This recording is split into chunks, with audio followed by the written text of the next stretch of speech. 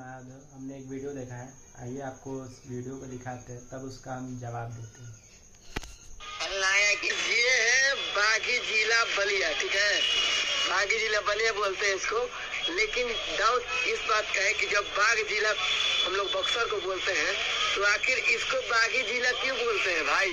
अगर कोई बलिया से ये वीडियो देख रहा है तो थोड़ा कमेंट सेक्शन में बता देना हमको कि बक्सर को तो बाग जिला बोलते हैं लेकिन बलिया को बागी जिला क्यों बोलते हैं।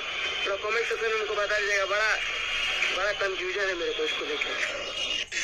तो भैया को कंफ्यूजन है, तो भैया का कंफ्यूजन मैं दूर कर देता हूँ। भैया से एक बात बोलूँगा, बागी तो हर एक जिला होता है, मगर हमारे बलिया में लड़का लड़की दोनों बागी है, इसीलिए हमारे ज़िला को बागी बलिया कहा जाता है।